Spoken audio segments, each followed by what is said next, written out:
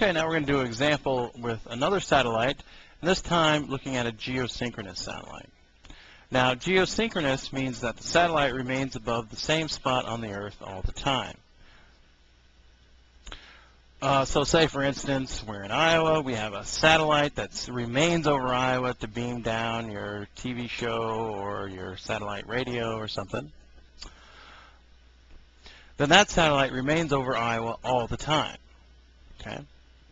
Now, to remain in the same over the same spot on the Earth all the time, you'll have to be at a particular height and a particular velocity, right? So that's what we want to find for our geosynchronous satellites. So like the example before, the forces on our satellite, the gravitational force is the gravitational constant, mass of the Earth, mass of the satellite over r squared. And that's going to be equal to the mass times the acceleration. So mass times the radial acceleration, which is v squared over r. And again, our mass of the satellites cancel out. Our r's, one of our r's, cancel out on this side. Now, what we'll need is a velocity. And we can actually figure out what the velocity is. The velocity to go around a circle completely one time in exactly 1 day, right? So we go around, the circumference of the circle is 2 pi r, okay? And the period it takes to go around is t here. We want that period to be equal to 1 day. And to get this into SI units, we're just going to change our day to seconds.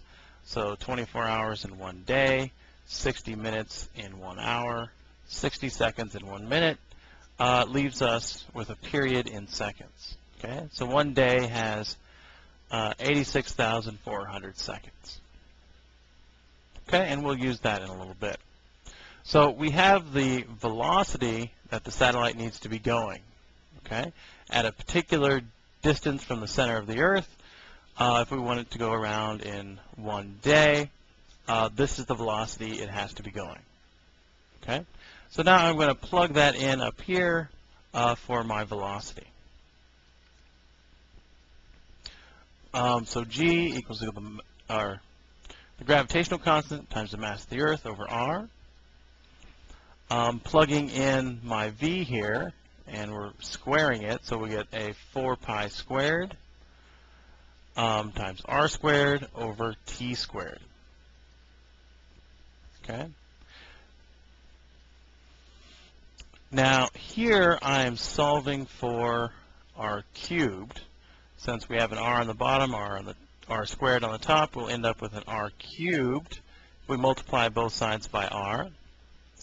And then I'm just solving it, so I multiply by t squared over 4 pi squared on both sides. So we get r cubed equals g times the mass of the Earth, the period squared over 4 pi squared. Okay?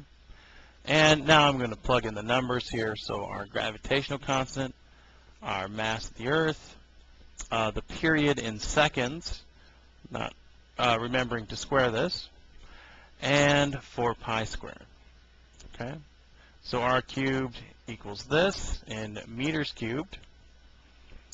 And we take the cube root of both sides. We end up with 4.23 times 10 to the 7th.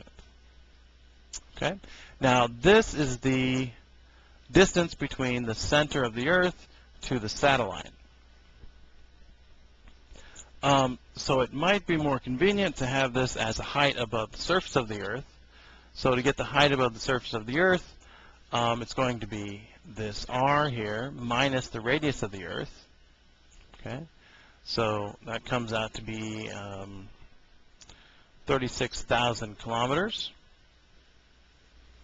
So that's our height.